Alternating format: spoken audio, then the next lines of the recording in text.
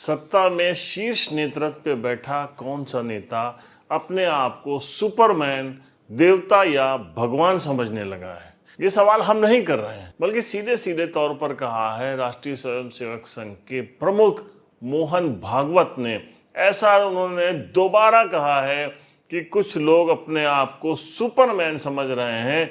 उनको ये समझ लेना चाहिए कि प्रगति और विकास का कोई अंत नहीं है। अगर आप अपना काम कर रहे हैं, आप विकास कर रहे हैं, तो इसका कोई अंत नहीं है। विकास एक अंतहीन सिलसिला है। काम सब लोग करते हैं, लेकिन काम करते समय आपको मर्यादा नहीं भूलनी चाहिए, क्योंकि अगर आप मर्यादा भूल जाते हैं तो फिर आप घमंड का शिकार हो जाते हैं। और यदि आप में घमंड या अहंकार आ जाता है तो आप सेवक कहलाने के अधिकारी नहीं होते हैं। मोहन भागवत ने किसी का नाम नहीं लिया, लेकिन सत्ता के गलियारों में साफ तौर पर कहा जा रहा है कि उनका इशारा सीधे तौर पर प्रधानमंत्री नरेंद्र मोदी की तरफ है। आरएसएस प्रमुख इन दिनों झारखंड की राजधानी रांची में अपने एक सप्ताह के प्रवास पर हैं। वहां पर उन्होंने राष्ट्रीय स्तर के प्रांत प्रचारकों को संबोधित करते हुए कहा कि जब आपके अंदर अहंकार आ जाता है, फिर आप सेवक कहलाने के हकदार नहीं होते हैं। हम सभी जानते हैं कि प्रधानमंत्री नरेंद्र मोदी अपने आप को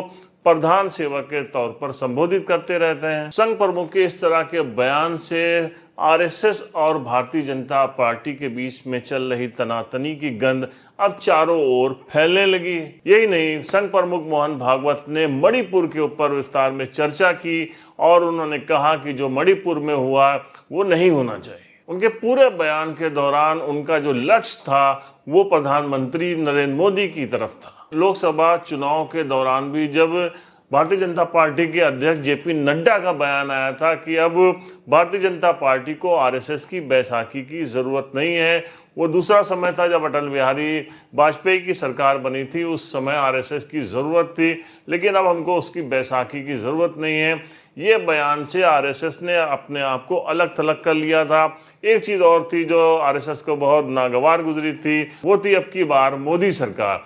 यानी साफ तौर पर भाजपा की जगह मोदी सरकार कहा जा रहा था, और अब इसको इशारों इशारों में भागवत अहंकार का रूप ही दे रहे हैं। यूपी में मची तनातनी भी इसकी एक बड़ी वजह है, क्योंकि यूपी से लेकर दिल्ली तक में जो 2-4 दिनों में घटनाक्रम चल रहा था उस पर भी आरएसएस की बारीकी से नजर है। उत्तर प्रदेश के मुख्यमंत्री योगी हमेशा से आरएसएस की पसंद रहे हैं। उनके बदलाव को लेकर जो चारों तरफ घमासान मचा हुआ है उससे भी आरएसएस नाराज है। यही नहीं, प्रधानमंत्री नरेंद्र मोदी के आगे चलकर विकल्प के तौर पर भी आरएसएस ने तैयारी शुरू कर दी है। लोकसभा चुनाव में जो भारतीय जनता पार्टी को करारी शिकस्त मिली है, मतलब उनको पूर्ण रूप से बहुमत नहीं मिला है, आरएसएस मान रहा है कि वो हमारे साथ न जाने की वजह से ही हुआ है।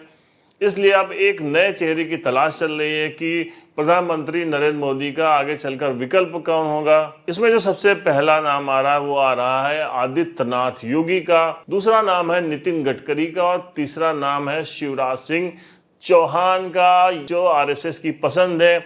यही वजह कही जा रही है कि अमित शाह, जो कि बहुत ही ज्यादा महत्वाकांक्षा रखते हैं प्रधानमंत्री नरेंद्र मोदी के विकल्प के रूप में खुद को प्रस्तुत करने के लिए, तो उनको ये चीजें पसंद नहीं आ रही हैं। इसीलिए अमित शाह वर्सेस योगी आदित्यनाथ 2020 चल रहा है। तो हमने पहले भी कहा कि ये तनातनी की गंध है वो सब तरफ फैल रही है, और आरएसएस प्रमुख मोहन भागवत का जो बयान है वो सीधे तौर पर ये इशारा कर रहा है कि आरएसएस और बीजेपी के बीच में कुछ सही नहीं चल रहा है। मैं हूं परवेज अहमद, आप देख रहे थे द पॉलीग्राफ रिपोर्ट।